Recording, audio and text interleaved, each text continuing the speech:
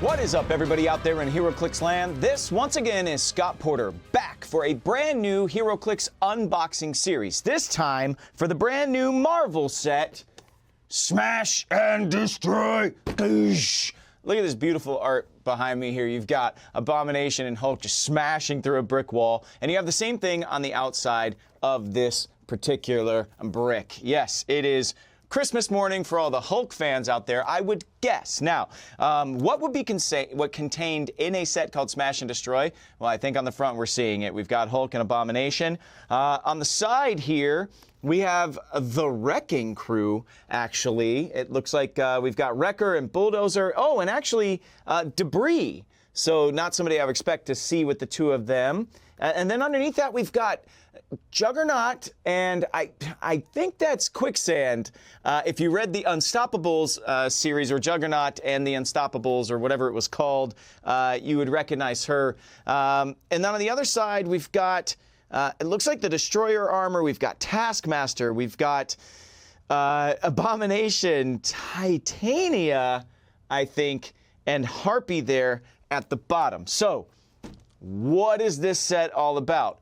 Well, outside of smashing and destroying the opponent sitting across the map from you, I think what I'm getting a sense of with this set is people that break things, people that interact with the environment, with terrain, is what it looks like on the outside. Debris is a very interesting character. Seeing her and Taskmaster gives me little flashes of Avengers Initiative and Avengers Academy, stuff like that. So, man, I usually give you a reading guide, right? But it's harder when we don't have a storyline that is named, you know, the title of the particular brick that we are opening. So Smash and Destroy, your guess is as good as mine. But as we get into things, we'll start to sift through and hopefully start to pick up on themes within this set. Speaking of themes, a theme for WizKids for years has been to put a chase sneak peek on the back of the box. And on this one, it's not just one figure. We have, oh, this is great. We have Thor here, but Thor with one of the goats. One of his goats, and if you've seen the films or if you've read the books or if you've played any games, the goats are screaming. They are screaming god goats. One is called Tooth Gnasher and one is called Tooth Grinder. And then this little guy here is Thori. He's the Hell Pup. And then you've got Thor. So I'm guessing that this Thor is going to be a chase here. Now, this takes me back to a day when we had earlier sets. I mean, Clobbering Time was Fantastic Four based, sure. Critical Mass was not actually particularly based around one thing. It had a lot of these big, huge, powerful beings, and that's what I'm getting here. We're going to have heavy hitters all throughout this particular unboxing series, and I am so excited. This set is coming out for pre-release hopefully in early May, with a yet unnamed date for the actual set release in late May. That's what I'm getting from WizKids. Listen, whole new world out there, folks. So we don't have the dates concrete, and I'm shooting this thing for you guys in early March. So months ahead of release. And that's why I get so excited to do these with you, because we are all getting these sneak peeks together, and I am so excited. So pour yourself a cup of coffee, whatever you want. What's in Scott Porter's cup? Right now I've got Maple Pecan Green Mountain Keurig coffee. Yeah, no one ever said I wasn't classy. All right. Yeah, man, I like a cheap cup of joe in the morning, and if I don't have to spend $8 at Starbucks for it, and I can just spend $1 per pod in my Keurig at home, I'm going to do it. Yes. Do I need to get a coffee grinder? Sure. Yeah. Do I need to get like a French press or something? Fine. Do pour-overs, all that. I've got 2 kids, 9 and 7. You think I got time for that? Everybody out there, you understand what I'm saying. Anyway, all right, the rant over. Let's start opening this thing up. Man, the outside of this brick has me very excited, though, because, I mean, some characters, have we ever seen Quicksand in HeroClix form? I don't think that we have. That's pretty cool. All right, so I'm going to take 1, 2, and, you know, start on my typical side of the box here on the back right side. Now, if you weren't here for the last unboxing series, instead of 10 boosters in a brick, which we've had for quite some time, since after I'm going to refer to it now as the snap. You know, HeroClix went away for a couple of years. It's as though Thanos just said, you know, and then HeroClix just went away. And then the blip happened, and then we came back. And since we came back from the blip for HeroClix, we've had 10 boosters per brick. Now we are going back to the old ways, and we have 12. So on day one of this unboxing series, and if you've never been here before, you're going to get, oh, you're in for a treat. You're going to get some figures and cards unveiled for this particular set. You're going to get some story time with Scotty P as we dive into the characters, where they came from, where you can go and read more about them, and how they're going to affect the overall game of HeroClix itself. So we're gonna do 3 boosters on day 1, 3 boosters on day 2. On day 3, we're gonna do the Play at Home kit. On day 4, we're also gonna do the Release Day kit, which I'm very excited to do. I don't always get to do those with you guys. And on day 5, yes, we will unveil the Legacy carded characters that are going to be coming out with this set as well. So without further ado, let's start cracking into it. I always start on the back right side of the brick. Are you superstitious, or are you just a little stitious? I'm a former athlete. I have some superstitions. So I like to open my bricks on the same side all the time. If I'm playing in sealed, there's specific boosters I go for, hopefully to get something powerful. Super rares, chases, etc., etc. Tell me in the comments below, where do you start with a brick? What is the first booster you go for? Are you a middle guy, front guy, back, you know, back left, front right, you know? How do you open your bricks, or are you not superstitious at all? I am, and usually I can pull something cool. Let's see if it holds today. All right, first up, oh, we got a little guy. I said this was going to be full of big guys, but the first 2 figures I see are actually little guys. We did pull Thori. I'm very excited about that. I can't wait to get into the story of him. And then we've got Black Ant here, Mr. Eric O'Grady. We've got a character I definitely didn't expect to see, but if we're talking about smashing and destroying things, Speedball is one of the best at it, whether he means to or not. Member of the New Warriors. We've got a Steve Rogers here. All right, cueing me in. Maybe we're going to get a little Captain America. And then we've got a guy that's on the outside of the box. I'm very excited to see how he translates. He's been in a lot of different forms of media now. That is Taskmaster. All right, so let's pull these guys back and let's get talking. A little bit of story time with Scotty P. Who are we going to start with today? I don't know. Let's start with this Steve Rogers, actually, because he's just in a normal, you know, war uniform here. So what kind of version of Steve Rogers did we get? Toss him on the Revolver over here once again at HyperRPG Studios. Joe is back on the 1s and 2s today. Everybody give him a round of applause while you're at home. I'm sure he can hear it out here at Universal City. All right, we've got Steve Rogers. You see in his military get up there. He's set number 16A. All right. Is this a prime candidate all of a sudden right out of the gate? Maybe. We get a little cap action. We got Avengers, Shield, and Soldier keywords. Got 2 team abilities there with Avengers and Shield. Captain America's Hotline. No, they didn't. Oh, what a crazy idea from back in the 80s and 90s. Once per turn for all characters with this trait, when a standard friendly character is KO'd, after resolutions, you may replace Steve Rogers with a character named Captain America of 60 points or less on its last non-KO click, then roll a d6 and heal that Captain America equal to half of the result. So he's only 25 points. Perplex up front for 25 points with close combat reflexes. If we look at the back of the card here, you'll see Captain America number 312 back in 1985. Now, I would have been 6 years old at that time. And I was reading Marvel Comics as a kid, and the Captain America Hotline was something that Steve Rogers did. He broke off from the Avengers for a little while. He decided he needed to help people more on like a ground level. Like he is just a man who became a soldier and served his country overseas. He wanted to help the normal person, so he set up a hotline. And if you called it, he would come and help you. He had, of course, had a little team that allowed him, that helped with him. And then it appeared in different places throughout the Marvel Universe for the next like 5 or 6 years. Weird places. Every now and then somebody would pick up the phone and be like, I gotta call Captain America. And then he would just come riding his motorcycle, because back then he didn't have like a plane or anything. That's what I always wondered about in like superhero stories. Like, you call the heroes, you're on the other side of the world, and then they're there in the blink of an eye. But Cap, back in the day, he just had a motorcycle.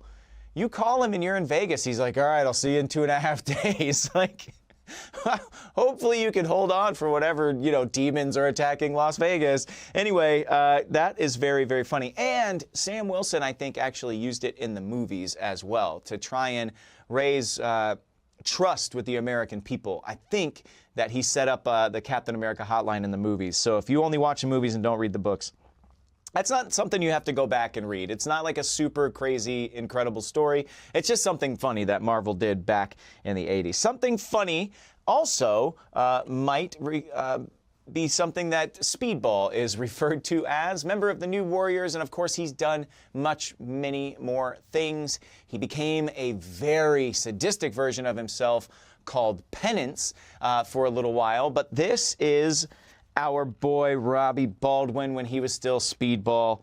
Avengers, Damage Control, ooh, Initiative, New Warrior, Spider-Man Family, Thunderbolts, and Celebrity. Keywords, he set 9A. So now we've got another A situation here. We're just getting like a ton of primes in this set because we've got, that Cap was rare, was uncommon. This is common. So did we hit on the 2 prime candidates this early? I don't know. Spider-Man Family, Thunderbolts, and Celebrity. Keywords. Damage Control is a trait. What? Oh, are we focusing on the damage control, folks, in this particular set? That would be awesome. Power. Choose 2 of the following effects in any order. Move 4 squares, knock back an adjacent opposing character, or Speedball can use Invincible until your next turn. Kinetic Absorption is a special defense power with super senses and toughness. You see he's got a lot of improved movement on his dial. And his dial also looks a little bit ping-bally, which is a lot of fun, a little pinball-y, I should say. 50 points if you turn it over. Look at the back, no other special powers. But yeah, it says Damage Control, Significant Appearance, number 4. Something that a lot of people might not know is Speedball. A lot of people just know him from New Warriors, right? Night Thrasher, Namora, Firestar, who we got in the last Marvel set, so very cool. We're starting to get a little bit more New Warriors.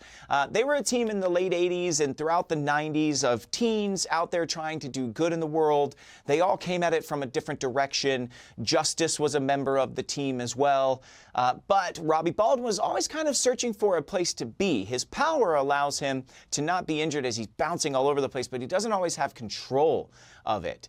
He's very dangerous, very destructive, which makes sense for him to be in Smash and Destroy, but he was actually an intern for Damage Control, if I remember correctly. A bunch of random heroes. If you don't know what Damage Control is, after a city is smashed and destroyed, Damage Control shows up, cleans up the area, helps rebuild. They have a small team of people, at least it started small and then became a massive operation. It was originally owned by Tony Stark, Iron Man, and Wilson Fisk together. They were co-founders and partners in Damage Control for the first couple of years, and then eventually turned over to S.H.I.E.L.D. It became a S.H.I.E.L.D. run operation as well, or S.H.I.E.L.D. funded, not run. There's this woman, Anne-Marie something. Anyway, it's not important. The woman that created Damage Control is still in charge, or has been for a very long time to this day, with the exception of some little pouts of corruption. But after World War Hulk, Damage Control helped clean up New York City. After Civil War, Damage Control was in a lot of trouble, actually, though, because Speedball, who has multiple connections to Damage Control, he was part of an explosion that happened when Nitro blew himself up after taking mutant growth hormone. A lot of people at this point in time, right before Civil War, were trying to juice themselves up to compete with mutants, because mutants' power levels were on another scale. And all these villains and heroes who depended on tech or a mystical item or something, they felt outmatched and overwhelmed by the sheer number of mutants and how powerful that they were. So people started taking this stuff called MGH. And the man that was running Damage Control at the time sold some MGH to a guy named Nitro, hoping that he would just kind of blow up somewhere and Damage Control to make some money on the backside of it. And he ended up actually blowing up and taking out a school in Stamford, Connecticut. That started Civil War. That started Wolverine down a path of cleaning out damage control, which at the time was run by a very corrupt man. So big time story. I don't know why I didn't think of damage control. Those are some books to go back and read. Now, I mean, they haven't had a long-standing series. I think they've had like 4 or 5 miniseries written back in the 80s and the 90s. And then eventually, just recently, Adam Goldberg from the TV show The Goldbergs wrote, I think, a 5-issue miniseries of it. So Damage Control, not a very long book to read, but very cool. So that might be something to go and check out, Damage Control. And I'm sure we'll talk more about it as we go. Dwayne McDuffie was the one that wrote Damage Control originally. It's very funny. It's kind of like, if you're looking at different corners of the Marvel Universe, you know, you've got Thor with all the mythical stuff. You've got Captain America, you know, the old war and espionage stories. You've got the X-Men with all their mutant stories and, you know, fighting against profiling in society. And then you have Damage Control, which is like a little half-hour workplace sitcom, basically, in comic book form. So really easy read, a lot of fun. And yeah, I recommend it. So Speedball, boom, there we go, up and down. All right. Let's take a look at this little good boy here. This is Thori. Thori has Asgardian, has Avengers, Demon Legion, Masters of Evil, Animal, and Monster keywords. Set number 12 comes in at 50 or 30 points, has a split dial. Will you be my master? At the beginning of the game, choose a friendly character to be Thori's master. Willpower, but only if Thori's master is on the map. Thori, get that one. Charge and Flurry. When Thori attacks a character, Thori's master hit this turn, modify his attack by +1. You see on the back here, he's got Avengers and Masters of Evil team abilities. And War of the Realms, Journey into Mystery is his significant appearance. If you don't know who Thori is or how he came to be, Loki, when he was trying to get into Hell, had to get past Garm, the big hell dog protector of the realm, and he brought a hellhound with him, or the hellhound, the giant hellhound, and as a distraction to get himself into Hela's lair. And the hellhound and Garm actually ended up mating and had 7 pups. And one of my favorite things is the All-Mothers reached out to Loki and they told him, you are not a suitable master for these things. You need to find them a home. They exist because of you. It's your fault. So he went to Mephisto and he went to the new mutants because Danny Moonstar had a connection to Asgard, and Magic, of course, has her own hell realm that she is the queen of at this point. And so he found a home for all of them except one. And then the All-Mothers were like, well, this thing can't be in existence and you can't take care of anything. You're incapable of that. So you must kill it. And he was like, no, I'm not killing it. So Loki had a dog for a little while. It's been with Angela and Sarah for a while. It ended up with Odin's son, Thor Odin's son, for a while. But he's always, when he was with Loki, he was always asking other people to please be his master. He absolutely hated being with Loki. He met Damon Hellstrom and was like, will you please be my master? Will you please be my master? Get me out of here with Loki. It was hilarious. I love it through the ages. He definitely wanted nothing to do with Loki, but he's comfortable everywhere else. So there we go. We got a little Thori in the set. I'm going to put him on the left because he is a very vicious, very sadistic little dog. He says awful things all the time, but very funny. I saved these two for last because this is Black Ant, and him and Taskmaster have become kind of partners in crime. This is Eric O'Grady. He is the villainous Ant-Man. He has Avengers, Hydras, Lethal Legion, Shield, Assassin, and Robot keywords. He's set number 17, comes in at 50 points. Programmed for Treachery, Mastermind, Stealth. When one or more adjacent friendly characters take damage from an opposing effect after resolutions, you may heal Black Ant 1 click. Hey-ya! Empower, free until your next turn. Black Ant has regular damage and can use Close Combat Expert, which is a big trick of Eric O'Grady's. He loves to pop out of nowhere from small size to big and hit you. He goes up and down almost more than any Ant-Man I've ever seen. On the back, you can see Eric O'Grady, LMD. Ooh, okay. All right, so this is the robot version of him after he passed away. Amazing Spider-Man number 23. That's Nick Spencer's run, which means we are getting into a story that I thought was awesome called Hunted. Taskmaster is his buddy. And then I'll talk about the two of these guys together. We'll look at Taskmaster's card as well. Taskmaster has Avengers, Hydra, Shield, Thunderbolts, Assassin, Martial Artist. And this is 27C. Ah, interesting. Okay, multiple versions of Taskmaster maybe. Nice moves. Captain America. Yes, okay. This is Taskmaster's whole shtick. This is awesome. Sideline active, friendly characters with a nice moves trait that began the turn on the map have free.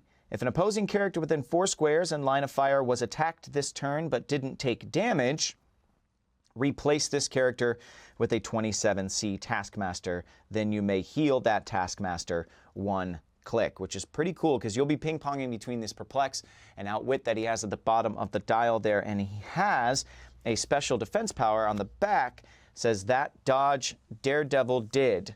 I love it. This is awesome. Energy shield deflection and super senses. If Taskmaster replaced a character this turn, he has Safeguard Outwit until your next turn as well. So can't take that away from him when he pops onto the map. This is a very cool version or way to approach Taskmaster for sure. Okay, so Eric O'Grady stole the Pym particles. He worked for S.H.I.E.L.D. He stole an Ant-Man suit.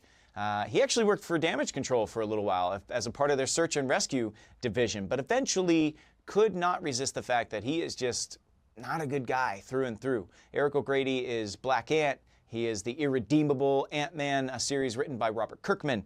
And him and Taskmaster have fallen in together now at this point. Taskmaster also tried to go good for a little while as a part of like the Avengers Academy, Avengers Initiative program. But the two of them were recently involved in a storyline in Spider-Man that I recommend you go read called Hunted.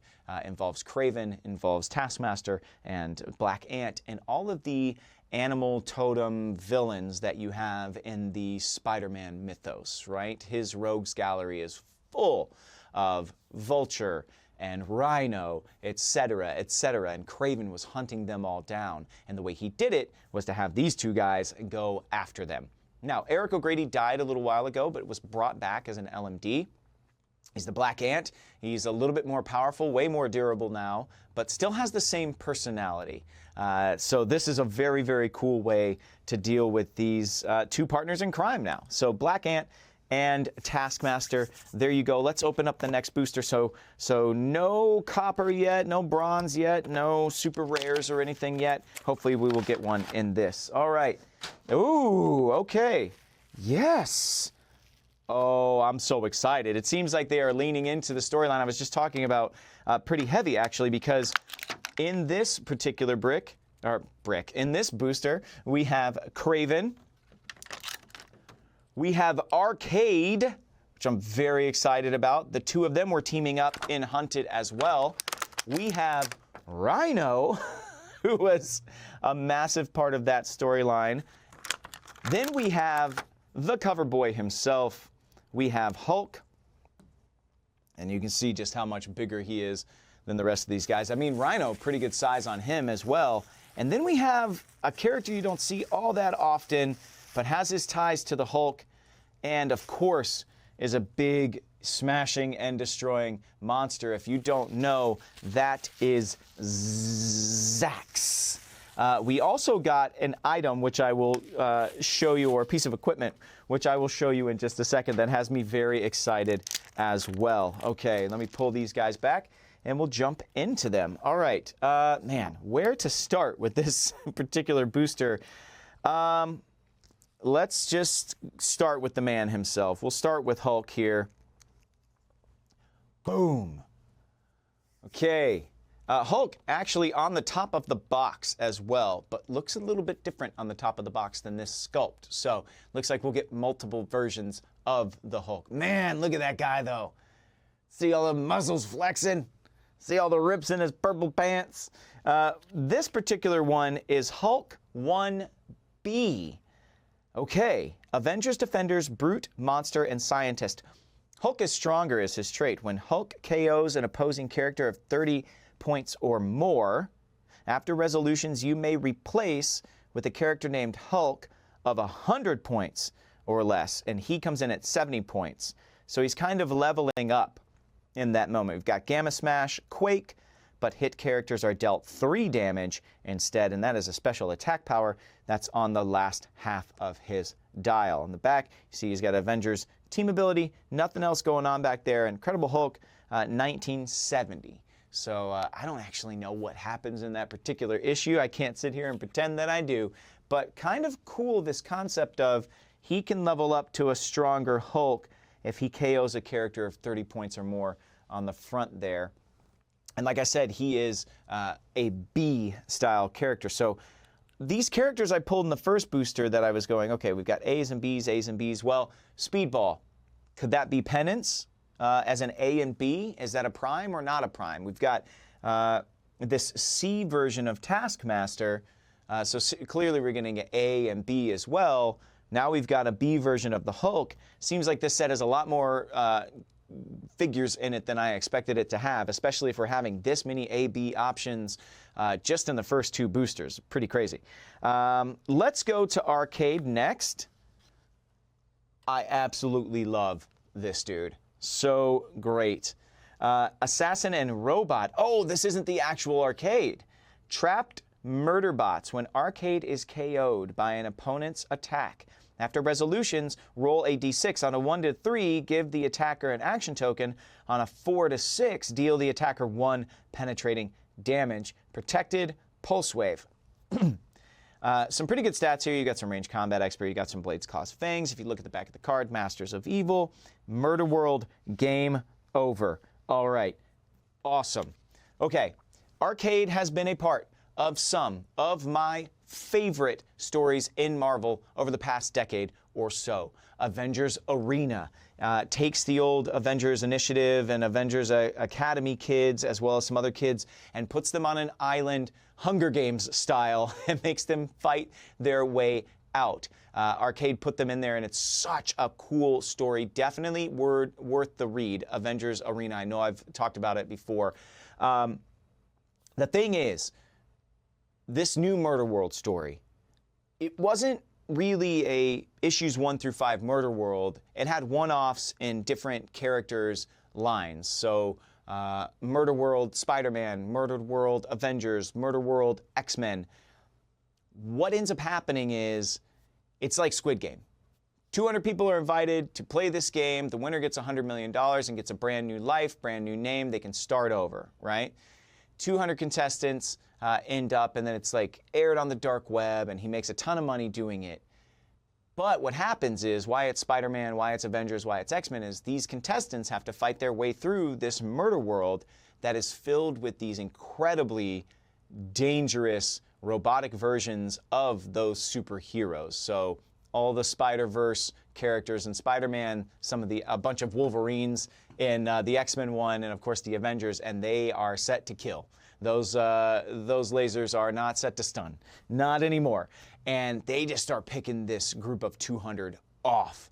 Now, who's hunting him? It's Black Widow. So Black Widow and Arcade are now kind of this like arch nemesis thing building between the two of them.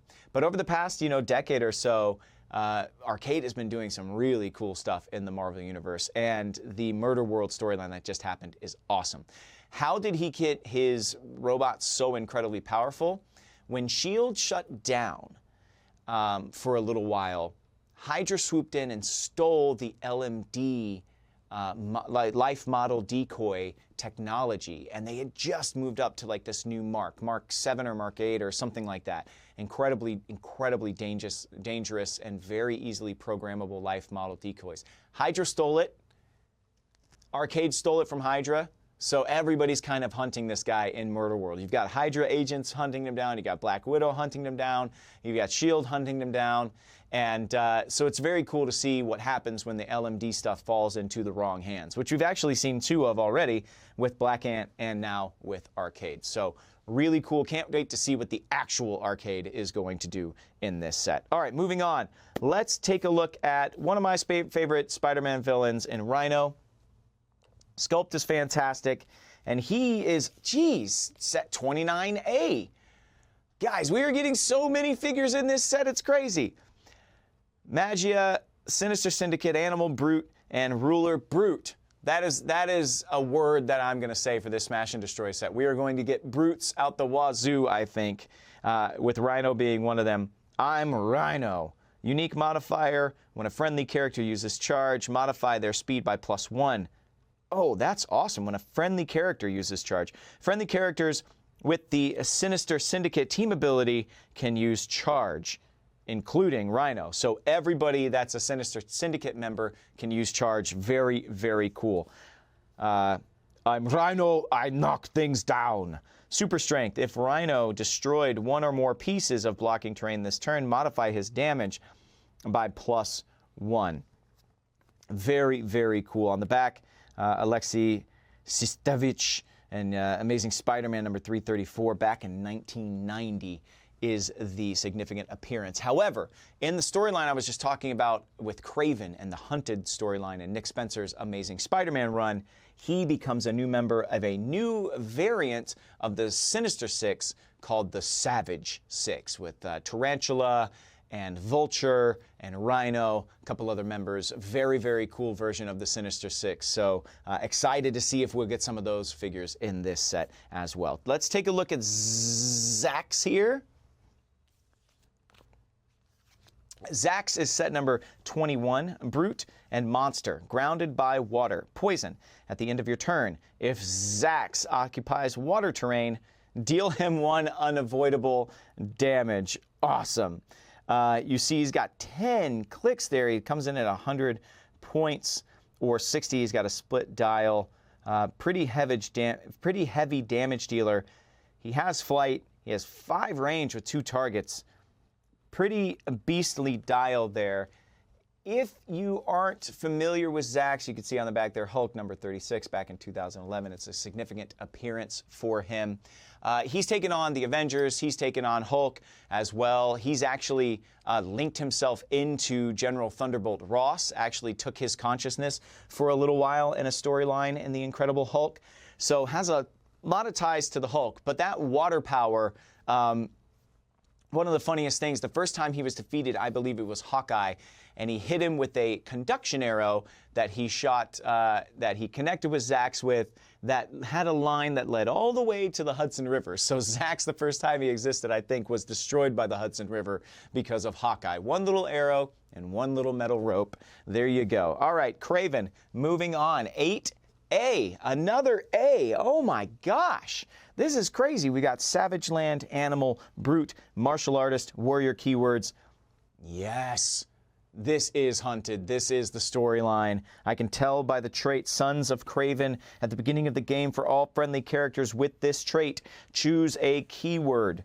When Kraven KOs an opposing character with the chosen keyword, score 10 victory points. He comes in at 45 points. Not too hefty of a dial. A little bit less strong. The Kraven in that story was just incredibly powerful, even though he was getting old, getting long in the tooth, you could say.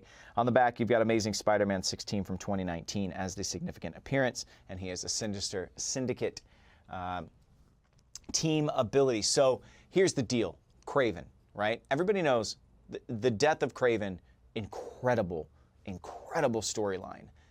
When they brought Kraven back to life, when his family brought him back to life, he felt that they had upset the natural order of things. And if you know Kraven at all, it is all about nature. It is all about how things are supposed to happen. You know, apex predators, survival of the fittest, all of those things. He ended up murdering his entire family as revenge for bringing him back to life. And then he cloned himself, like 100 clones of himself.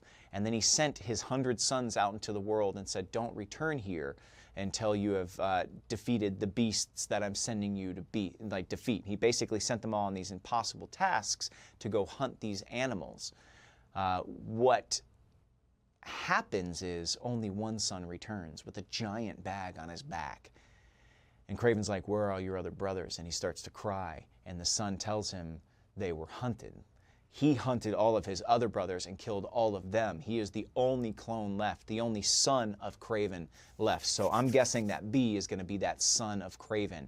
I don't want to tell you too much more about Hunted. Really, really cool storyline. But it's Kraven and Arcade teaming up together making a massive murder field, putting a dome over Central Park, and forcing all of the animal-style villains that you have in Spider-Man and Spider-Man himself to duke it out to the death against these Kraven murder bots that Arcade builds for him.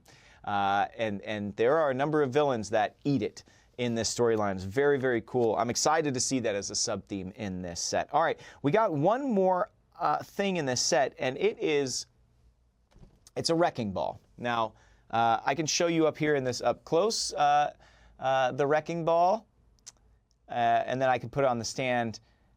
This is a piece of equipment that we have for this set, and it is equipment number 1, I think. So I'll just put it on this little thing so we can take a look at the card here. You can see the wrecking ball just sitting up. Wrecking ball. The effect of it is it has a giant reach of 2, has some improved targeting, but instead only during close attacks. Very cool. Indestructible, immobile. Qualifying name, Absorbing Man. Wow, okay. All right. Very cool. So not Thunderball's Wrecking Ball here. We've got Absorbing Man and then unequipped to drop. On the back, you can see the rules. If you don't know rules with equipping, unequipping, all of those things, check it out. I know that we've recently had some rules revisions and everything, especially to do with equipment, so take a look at those in the new 2025 rules list on WizKids website. Okay, very cool. So we're getting Absorbing Man. I'm excited to see what that guy does. Last but not least, we got our third booster of the day. Whew. I've had some story time with Scotty P, but I'm starting to sense what this set could be. I mean, are we going to see a bunch of damage control tie-in characters? Are we going to see a lot of this hunted thing? Are we just going to see a bunch of big brutes smash and destroy? People that are a part of massive destruction, smashing and destroying cities makes sense to me now. Okay. Woo! Okay. Very cool. Let's see. Next booster, we have another Hulk. This one is 1A. Put him in the middle there. Then we have Hazmat, which I'm very excited to see. Avengers Arena, like I said. Oh, guys, go back and read that story. It's so good. Then we have Wave, member of the Agents of Atlas here. Cool inclusion. We've got Ant-Man. So we had the Black Ant. This one says Ant-Man. So guessing O'Grady, but maybe before he died. And then we have something I did not expect to see, somewhat of a generic. This is a Disir. And we'll get into what the Disir are in just a second. Oh, I'm so excited. Ooh, the Disir are so cool. All right, let's take a look at this Hulk first, just like we did in the last booster that we had him, because I'm very excited to see what the A version of him does. Set 1A, we've already seen Set 1B. Avengers, Brute, Monster, and Scientist. Hulk is bigger. When Hulk KOs an opposing character of 30 points or more, after resolutions, you may replace him with a character named Hulk of 70 points or less. So the Hulk we pulled in the other booster is 70 points. Meant to kind of level up, I suppose. It does not have the quake power that the other Hulk had. You can see some charge, some leap climb. Definitely a little bit weaker, has 2 less clicks on his dial, and on the back you see Incredible Hulk number 3 in 1962. So this is giving me flashbacks very much of, if you've been with us long enough in HeroClix, in the very first set, and up until about 2008, 2009, we had a rookie experienced veteran version of all of these characters. You would have set number 1, 2, 3 would be a rookie experienced veteran version of, say, the Hulk. And we had much larger, set lists or checklists. Oh, speaking of checklists, I'm not seeing, there's no, like, cards in here. Like, there's no checklist or anything in here like we've had in the past couple of sets. I wonder if those went away.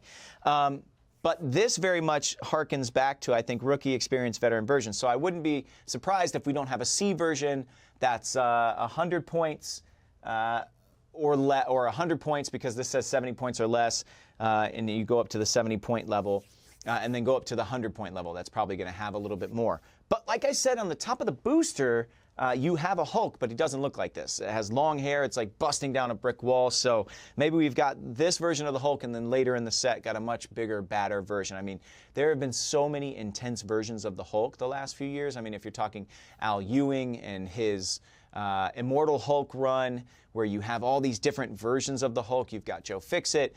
You've got, you know, the Incredible Hulk. You've got the Incredible Hulk who turns into the Red Hulk for a second. It has red veins. So there's like so many different varying power levels of the Hulk the past few years. And then Donny Cates takes over the Hulk, and then you've got Titan Hulk, who is a Hulk space. It's basically made Hulk into a spaceship, and Bruce Banner has separated himself from it and can just use the Hulk's like indestructible body as this crazy kind of like spaceship Hulk.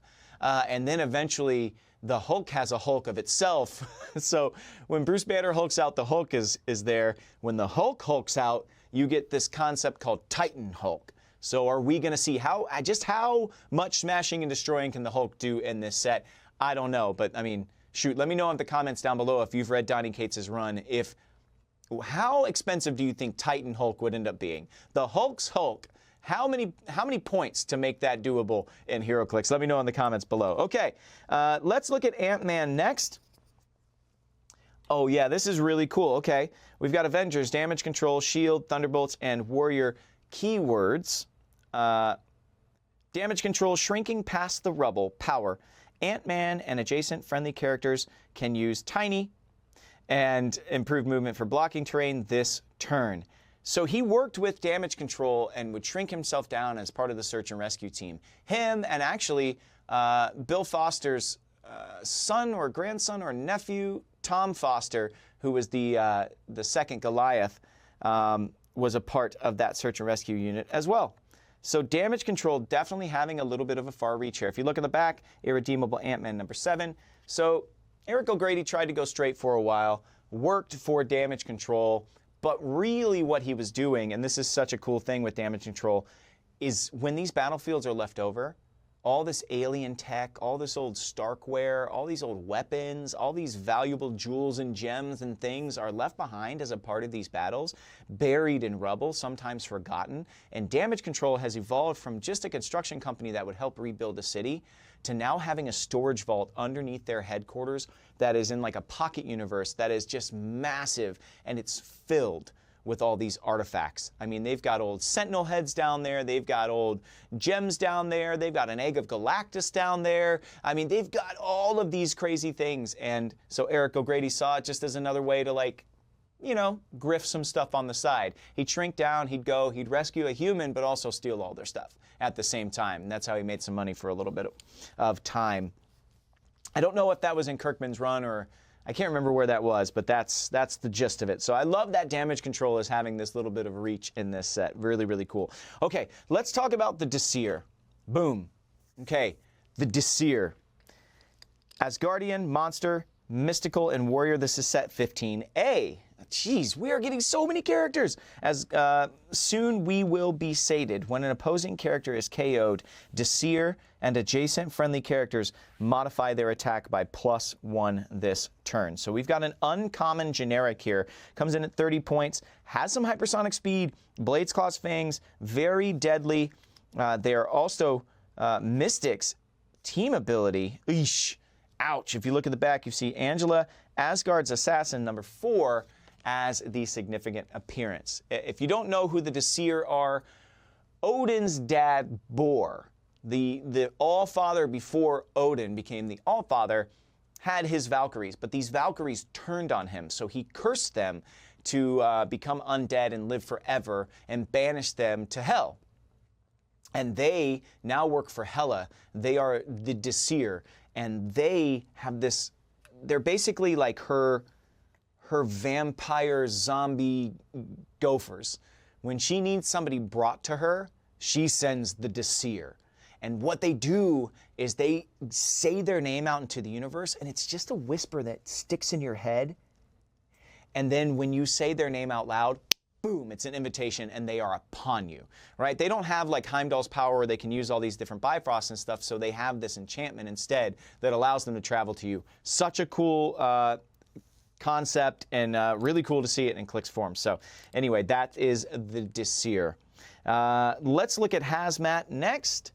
She is set number 24A. What? We're getting an A version of Hazmat? Avengers, Young Avengers, immune to what I produce, poison, safeguard poison, and pulse wave. Irradiate, power. Generate a radiation smoke terrain marker within range and line of fire. This game, that marker has, at the beginning of your turn, deal 1 penetrating damage to each character occupying or adjacent to this marker not named Hazmat. That is Irradiate. Generate a radiation smoke terrain marker within range and line of fire. It does not say how many you can have on the board. So as long as you're popping out power actions, I mean, you can have a whole cloud of radiation set on the map, and it's doing penetrating damage. That is kind of dangerous if you can set it up the right way. On the back, you see Jennifer Takeda, Avengers Academy number 33, back in 2012. Love the whole concept of Avengers Academy. Avengers Initiative started after Civil War, kind of morphed into Avengers Academy, but a lot of these kids, and I'm going to put her on the hero side, a lot of these kids thought they were going to train to be Avengers, but really why it was set up was to hopefully prevent them from becoming villains. The whole conceit was that these were the young, powered individuals most likely to take the route of becoming villains. And this was a way to try and teach them the heroic ways and not let them go the direction of becoming villains. And Taskmaster was there, the original Human Torch, Jim Hammond was an instructor there. So really, really cool stuff happened with Avengers Academy, and they get tied into arcade with Avengers Arena. I'm telling you guys, go back and read the Avengers Academy stuff. It's fun. But the Avengers Arena, and then after that, there's another series where they go hunt down arcade. That stuff, ooh, such good reading. All right, Wave, the last figure for the day. We did not get a super rare. We did not get a chase. We did not get a prime. We do have Wave, who is an agent of Atlas, has Atlantis, martial artist, spy, and warrior keywords. Set number 30, Hydrokinesis. When Wave targets a character with powers or attacks, after resolutions, generate a water terrain marker adjacent to that character. Wave can pick up, hold, and use water terrain markers. Oh, that's awesome. In terrain actions. When she uses a water terrain marker in terrain actions, she has knockback, increases the damage dealt by 1, and after resolutions, that water marker is removed from the game. Wow, that's such a cool way to interact with terrain, which I'm also seeing that as a theme in this set. A lot of terrain generation, a lot of ways to interact with terrain. Very, very cool. On the back, she has twin blades and high-tech suit. She has flight, flurry, and sidestep. Of course, she's a swimmer as well, so she's got the dolphin, but this gives her flight on top of that. Call back to a Namor, please. The Namor who could fly, who could swim but couldn't fly. We've got Atlantis Attacks, number 4, back in 2020 as the significant appearance. Okay, that does it. She goes on the hero side here, and we are done with day 1 of our Smash and Destroy HeroClix unboxing series. I hope you guys enjoyed today. I didn't pull a lot of hype yet, but I am hyped myself because the characters that I am pulling, I was not expecting. Again, I can't tell you any series to go read. I would say to read the last few runs of Ewing and now Donny Cates on Hulk. Those are really, really cool reading. Go read Nick Spencer's Spider-Man, especially the Hunted miniseries, and go read Avengers Arena. That is some reading I would recommend if you want to get a little bit more in-depth understanding of who these characters that we are playing with on the maps in front of us and rolling dice for actually are. And the Angela stuff is pretty cool too. Angela, Queen of Hell, Angela, Asgard's Assassins, but I won't go down that path anymore. Just something interesting to check out. Remember, this set is slated to come out at some point in May, with the pre-release happening in early May. So call your local comic shops, call your local gaming stores, check in with them to see what the official date is. They will let you know sooner than I I can, because this is March and the set doesn't come out for months, and I'm just so excited to share this moment with you. Thank you so much for watching today. Thank you so much to HyperRPG for having us here, and thank you once again to WizKids for sending me this product so early that I can share with you guys, and we get our first glimpse of what this set is all together. I will see you tomorrow for day 2 of this HeroClix unboxing, where we open 3 more boosters. But until I do, may all your rolls be critical hits. See ya!